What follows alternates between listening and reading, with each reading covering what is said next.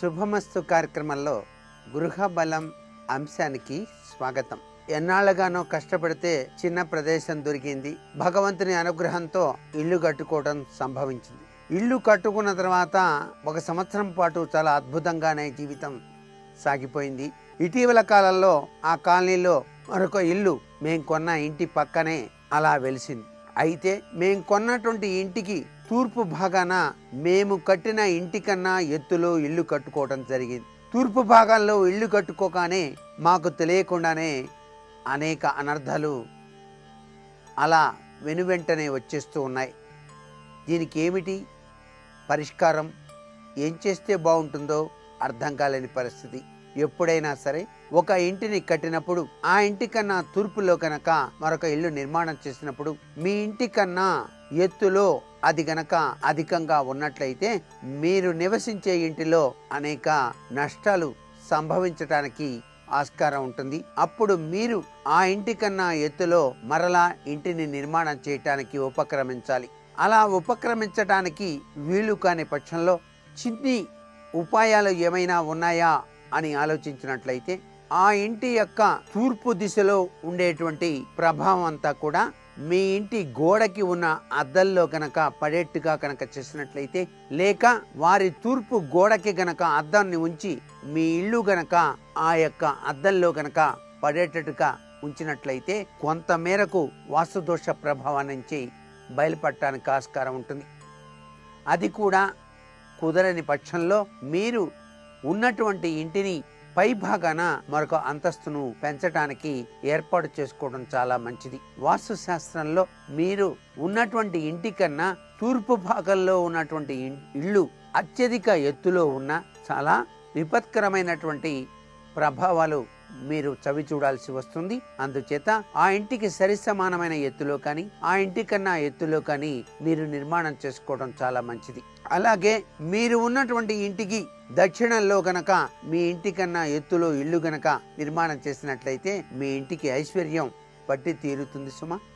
అలాగే పడమర దిశలో గనక మీరు ఉన్న ఇంటి కన్నా ఎత్తులో గనక వారు గృహ నిర్మాణం గనక చేసినట్లయితే మీ ఇంటిలో అదృష్ట లక్ష్మి వచ్చి తీరుతుంది అని చెప్పడంలో ఏమాత్రం సందేహం లేదు. మన ఇంటి పక్కన పడమరలో ఉన్న ఇల్లు ఎత్తు లేపినప్పుడు అది మన ఇంటికి మంచి చేస్తుంది. అటువంటిప్పుడు మన బిల్డింగులు ఎత్తు పెంచవలసిన పని లేదు అనే విషయాన్ని కూడా ఇక్కడ గుర్తెరగాలి. అలాగే మన ఇంటికి ఉత్తరంలో మన బిల్డింగ్ కన్నా ఎత్తుగా అంతస్తులు కొత్తవి గనక వచ్చినట్లయితే మన ఇల్లు కూడా దానికి సరి సమానంగా గాని లేదా దానికంటే ఎత్తుగా గాని ఉండేటట్టుగా మన ఇంటిని నిర్మించుకోవడానికి ఉపక్రమించాల్సిన పరిస్థితి ఎంతైనా ఉంటుంది అనే విషయాన్ని ఇక్కడ గుర్తుపెట్టుకోవాలి. దక్షిణంలో మన పక్క ఇంటి వారి బిల్డింగ్ ఎత్తు లేపటం వలన మన ఇంటికి అదృష్టం వస్తుంది అనే విషయాన్ని మరలా గుర్తెరగాలి. మన నివసించేటువంటి గృహానికి ఈశాన్యంలో ఉన్న బిల్డింగ్ ఎత్తు కొత్తగా పెంచితే మన ఇంటి దానికన్నా ఎత్తుగా గాని దానికి సమాంతరంగా గాని పెంచుకోవాలి. నైరుతిలో ఈశాన్యం బిల్డింగ్ కంటే పెద్ద బిల్డింగ్ ఉన్నప్పుడు మన బిల్డింగ్ పెంచనవసరం లేదు అనే విషయాన్ని కూడా గుర్తెరగాలి. నైరుతి, ఆగ్నేయ, వాయువ్యాలలో బరువు ఉండటం మంచిది. ఈ కారణం వల్ల చాలా చక్కటి యోగవంతమైనటువంటి ప్రభావాన్ని పొందటానికి ఆస్కారం ఉంటుంది.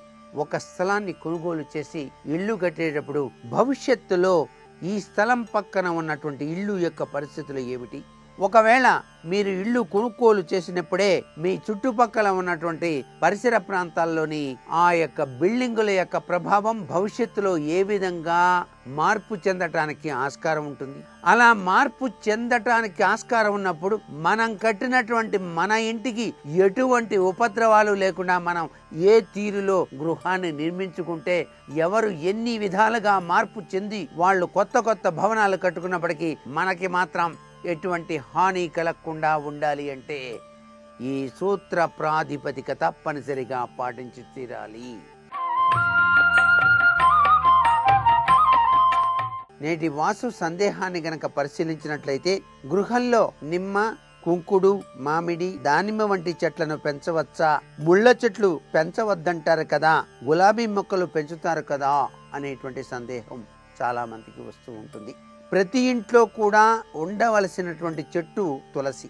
తులసి మొక్క కనుక పెంచినట్లయితే సర్వ అనర్థాలు కూడా పోతాయి. మామిడి, దానిమ్మ, అరటి వంటి చెట్లకు నిషేధం ఏమీ లేదు. కానీ ఎటొచ్చి ఆయా కుటుంబాలలో మొదటి నుంచి కూడా పరిపాటిగా వస్తున్న ఆచారాన్ని బట్టే కొన్ని వృక్షాలు పనికి రావు అని చెప్పేసి భావించడం జరుగుతోంది. ముళ్ళ చెట్ల విషయానికి కనుక వచ్చినట్లయితే గులాబీ వంటి మొక్కలకు గల ముళ్ళు అంత బాధాకరం కావు. కానీ తుమ్మ వంటి వృక్షాల ముళ్ళు బాధాకరమైనవి కాబట్టి వాటిని పెంచకుండా ఉండటమే శ్రేయోదాయకం.